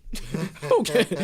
Next question on the docket. Yo, there we at the Bullet Club block party. I'm sorry, listeners, but if you caping for the Raw Tag Team Champions, I don't know what to tell you, man. It's nothing going on over there. We got next main event. Lesnar, Rollins. We've already touched up on that. This match, once he wore. See, the thing is, I was excited for the match, but just the build, like nothing has like come out of it. There's been like no intrigue. It's like so much shit they could have done, but it just feels like flat. Yeah. Mm-hmm. You can't have Paul Heyman come out every week and just at least show up. You don't have to say nothing. Just show up, stand there, do your little Brock Lesnar side to side. I would love to see Brock just get on the mic a couple of times because he goes hard. And I feel like, whoa, you know, we can't do this. We have sponsors. Because Brock is known to let that Brock don't give a fuck about sponsors. He really don't. He only cares about his check. He really don't. I literally still remember the time he won the title off of Randy Couture, and they asked him, "So what are you gonna do next?" And he's like, "I'm gonna go home, drink beer, and fuck my wife." But that's like the perfect response for UFC. He also gave Bud Light, you know, like the big plug in there, but he was like, "I'm gonna go home, drink a couple of beers, and go fuck my wife." He probably looked at Dana after. You happy? Dana was like, "What are you fucking doing?" But you can't tell Brock Lesnar what to do. You can't shoot a fucking shoot promo like that. Nah, I think they let that go easy though in UFC compared to. He did get some shit for it. Because they have like a beer sponsor. Yeah. Okay, yeah. They be like, you can't do this, bro. Yeah, but it wasn't anything fucking crazy. But I'm gonna go. Honestly, I feel like Chris, how he felt about what he felt like the women's tag match. That's how I feel about this match. Like, I don't care. Yep. So Brock wins then. I think they may give the rub to Rollins, but the thing is, I feel like Brock Lesnar has to win because, like you said about the Saudi Arabia show, Brock Lesnar, if he loses the title, what the fuck is he gonna do in that show? Do you feel like he respects Seth? Because I feel like there's no respect there. I haven't really seen the build up. And I'm not talking about storyline wise. I'm talking about like respect wise. Yeah. I feel like he may or may not respect Seth, but it all depends on like what Seth does once they get in the ring. Because Brock is a very good. He doesn't care about shit until you're in the ring with him. Like even with AJ Styles, like he bumped for the like if he respects you, he'll bump for you and he'll work with you. That is actually very true. This is why you said something about the Roman turning heel. Mm-hmm. If that doesn't happen, I think Seth would turn heel. But we've seen that already. I mean, when the last time he was here? 2 or 3 years? Especially now with the Shield, Seth has turned, Dean has turned. The only person that hasn't turned yet on the brothers is Roman. That's like the only fresh one. Mm-hmm. And then that will give you the biggest reaction. Like I said, now that everybody loves him, this is the perfect time to turn him heel. So when he does turn, if Roman does turn heel, when do you think Seth will have the title? By SummerSlam? If he doesn't win at WrestleMania, I feel they may do a rematch at the international show and he'll get it there. Mm. In which show? When they go back to Saudi Arabia. Yeah, it's not happening. Yeah, there hasn't been anything turned at any of those shows at all.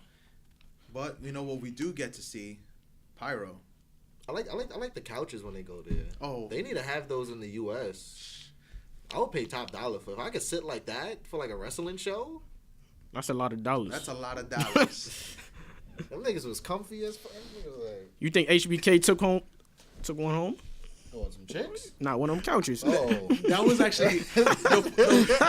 actually a big joke. I was like, do they get to take their couches home? Like with the chair? Are these like commemorative ones? That'd be lit. If there's like a commemorative couch. I feel like HBK like sat on one of them, then he got up and walked around the room like, why you ain't talking about these couches? Like, yo, we need this in the PC event. He's like, I'll tell you what I want to do.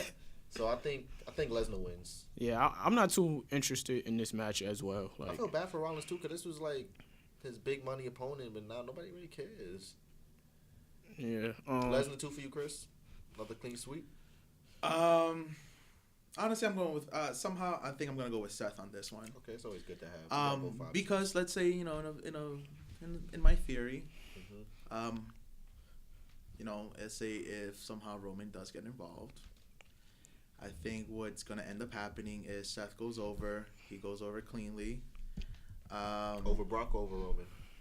Over Brock. Okay. Roman comes out, kind of gives him maybe the congrats on the stage. And the turn. Shopping him. The turn happens. He clotheslined him, and then somehow he sends him up for their spear. And I think that might set everything up. See, the thing is, Roman. I've always felt like Roman. It really is the perfect wrestling villain. Like that shot at the end of the Taker match with him and the pyro going off. Like he really looked like a badass, like Bond villain. Like he looked like the dude you gotta go out there and beat, not the dude like you cheer for. So.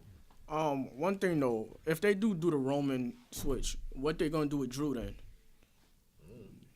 They don't care. Cause you expect him to be the champ, right? Yeah. Soon.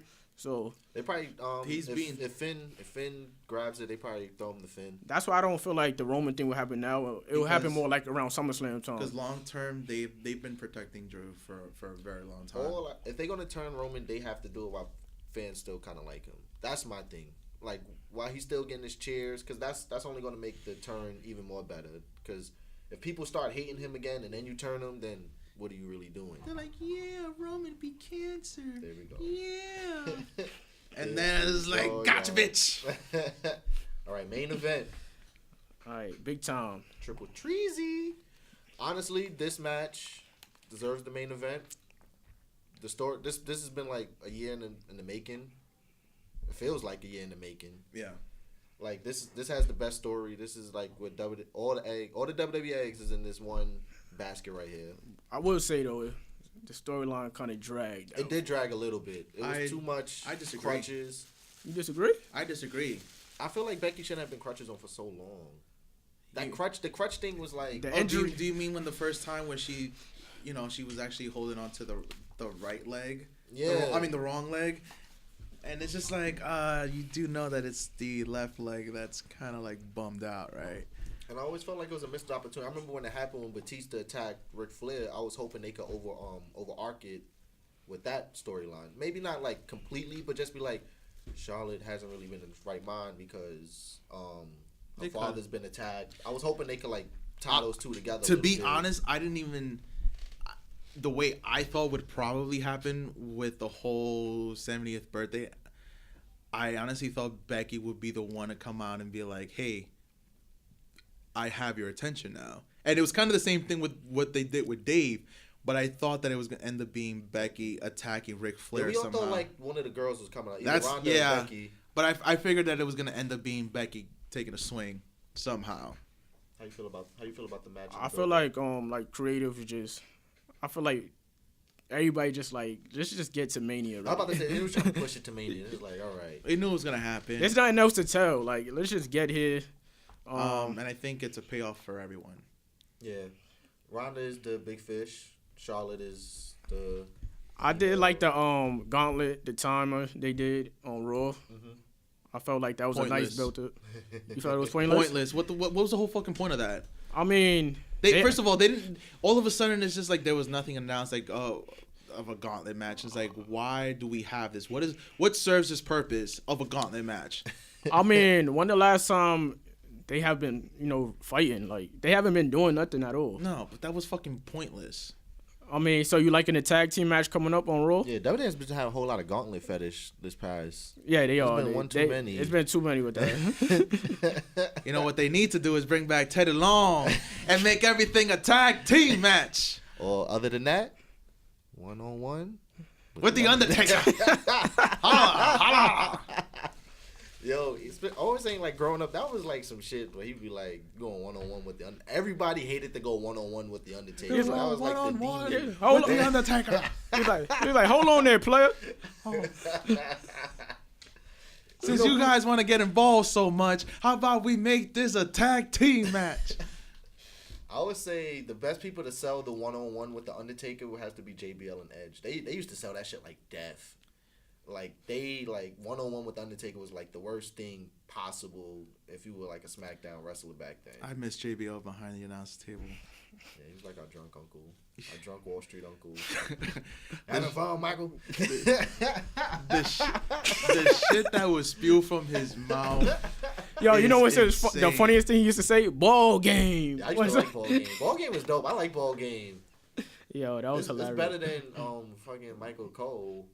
We have a new champion. It's boss time. Or we all know what his key word was. It's like the Michinoku driver. Yo, like what fetish do you have? Like leave it alone, Michael Cole. Leave it to Corey Graves. Like ever since Corey Graves come out spouting, he was like, oh, I know this one too. It's like, God damn it, Michael. Yeah. The Michinoku driver. Nah, I kind of noticed that when Corey Graves, he would try to like take the move thunder, like he would try to slide it in before Corey, and they would both say it at the same time. Like, yeah, I still know wrestling moves. I might be being fed lines, but I know moves too, Corey. But I think Becky's winning. How you think she wins? Remember I said my conspiracy theory earlier? I feel like Asuka comes in and Roundhouse kicks the fucks out of Charlotte. They put too much build up for that to be a cheap win off. Yeah, I know, but it would also take away if the main event. If Becky, it takes away from the main event. It takes away from Becky winning. True. That's supposed to be her glory moment. She has to do it by herself. This goes straight up. It gets clean. The way I probably see it is before we go to the finish, do you think weapons will be involved since it is a triple threat? Do you think the ladies bring out the weapons? It's a possibility that those candlesticks might make its way into the ring somehow. Yeah, because that was the first part of the story with her and Charlotte. I feel like we might get a weapon. Like I think we get a few tables. I think we get some tables. I think the announcer table gets broken. As any triple threat in WrestleMania history. Exactly. They always save that for the triple threat. I'm always mapping everything out. I think they're two tables actually. Do not test the tables. The Spanish announce table is gonna be the first one to go. 5 minutes in, I feel like they're gonna do it with he cannot be named. How they finished it at WrestleMania 20. Submission, armbar on Ronda or Charlotte. I mean, if they didn't want to be soft about it, they would do Ronda. But then that's the whole point of Becky being a match.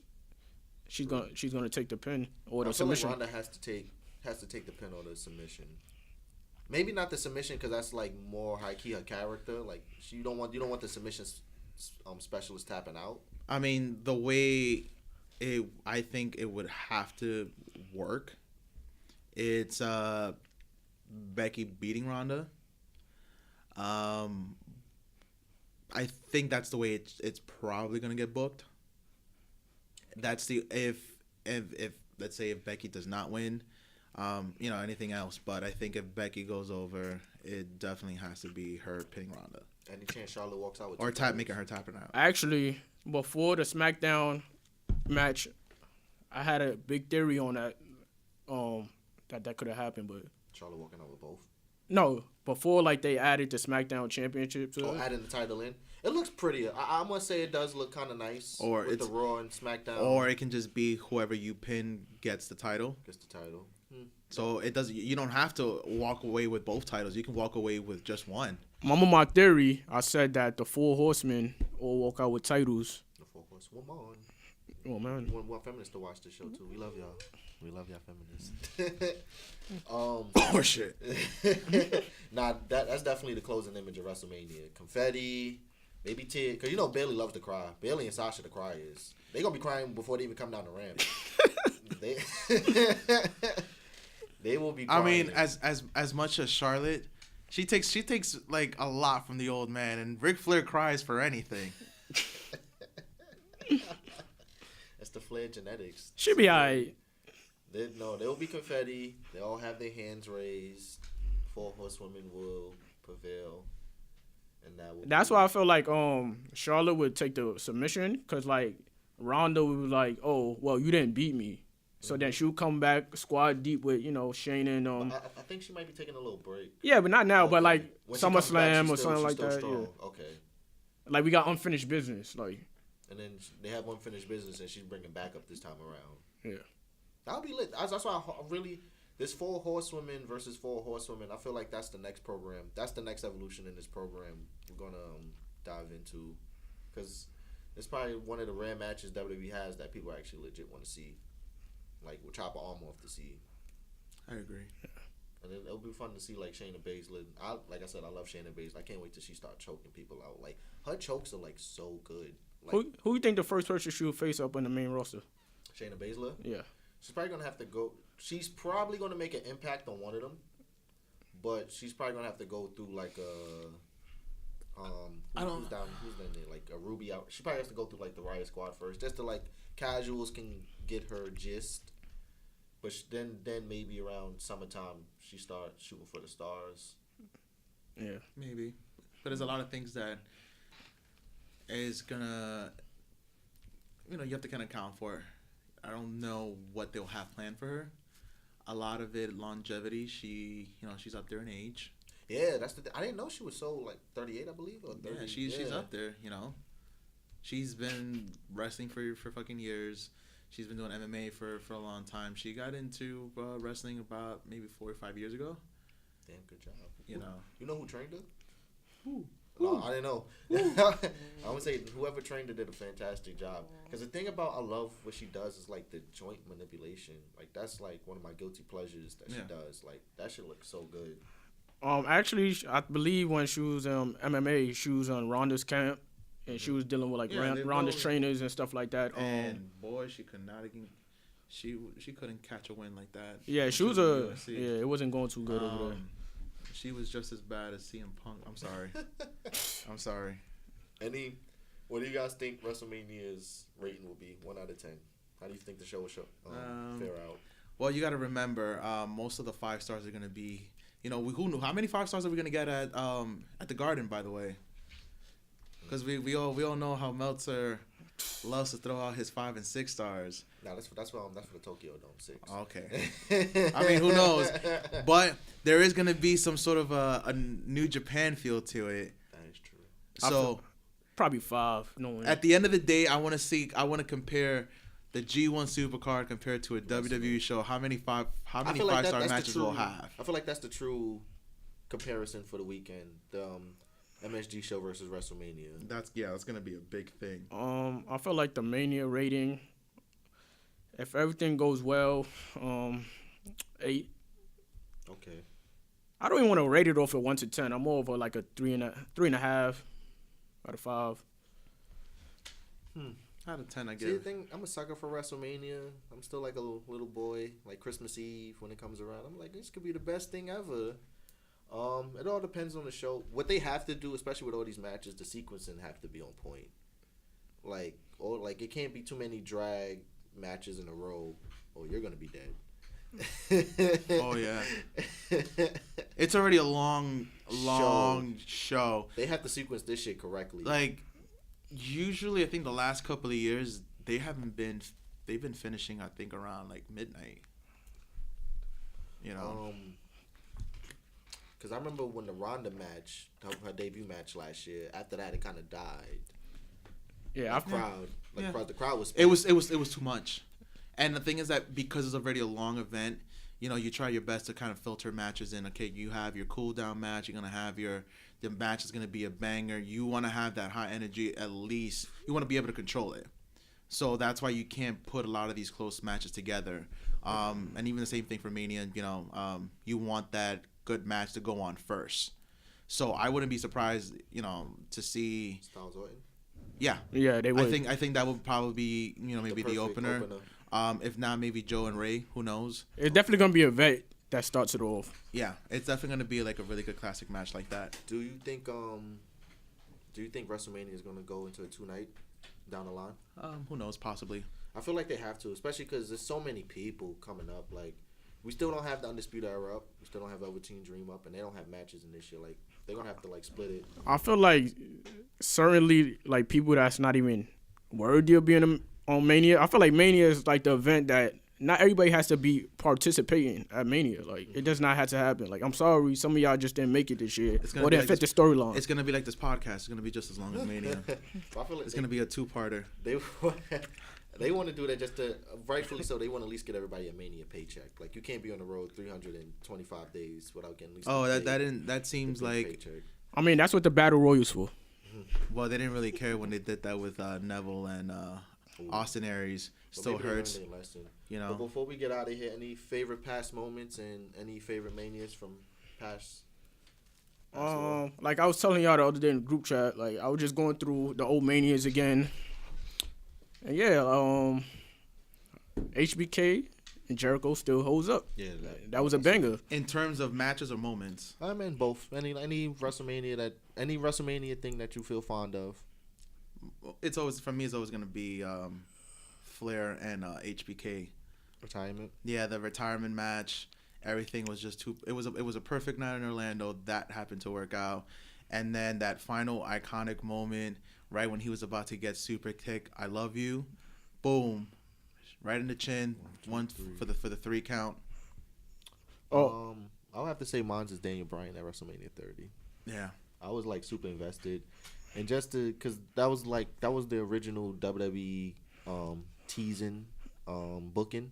Yeah, like just showing us and then taking it away, and then seeing Daniel Bryan, Indy Darling, like carrying both belts, world heavyweight. And I was like, wow, this is what WrestleMania this is like what WrestleMania really is shit for. So. I mean, if I was going with a moment, unfortunately, it'll be 20. Oh, with the with everything that happened there. The one-sided moment. Yeah, with an imaginary person. Like the crowd was hot at the end of it. It was a great match. Like everything just lined up. JR's call at the end is pretty. I always watch that Mania from time to time. JR called that his call when Benoit won was really good. That was actually a really great moment. Eddie coming out, but last thing, favorite match, Mania match all time, iconic, personal favorite. Damn, there's just a lot of Manias, Chris. A lot of Manias. I know for me, I gotta go with WrestleMania 10 ladder match, HBK, Razor Ramon. For the undisputed Intercontinental title. I might have to go with. It's not even a. Can we pick 2? Because I have 2. Yeah. It's about the same person. Nah, we got to go 1. Can I do 1A, 1B? Because they kind of in the same. I don't know. We don't have much time. We're about to get cut off like Halloween Havoc right now. I would say I'm going to go with the Taker HBK match. Okay. Mine's is WrestleMania 17, Vince and Shane, the street fight. Because like I said, I love the car crash type of booking with Linda coming out and just all that crazy shit. And then WrestleMania 19, Hulk and Vince. That was a really good match as well. If I would have ever done 19, best match of that card, that was at Safeco, I believe it was. Yes. Angle and Brock. That was a great match. Broke his neck. I'm about to say I think that's probably the biggest what if in WWE history. What if he hit that shooting star part? I mean, he's hit it before. It was just that that one time and then that one time it was a fail.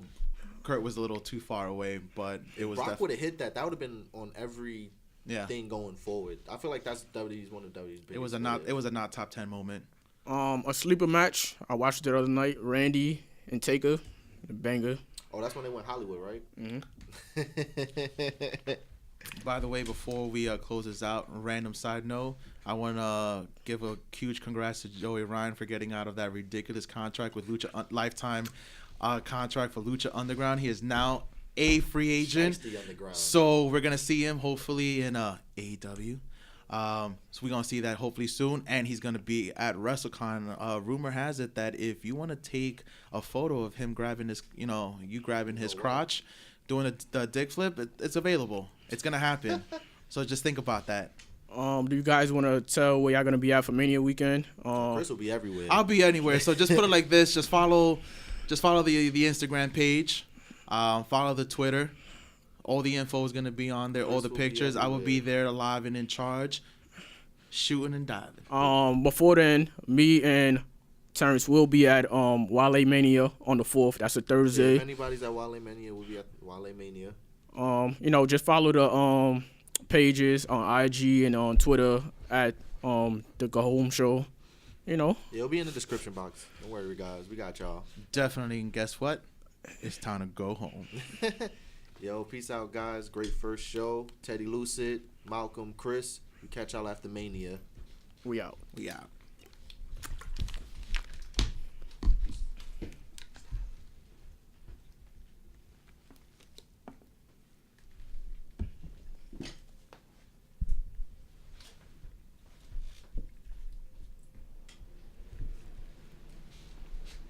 And running. Beautiful,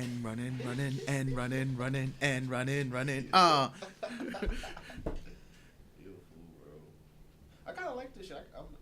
I sent him the right one. I did send him the right one. I sent him a little regular one. All right, so we got some free tape here then. This is Yo, we gonna show that's not going home.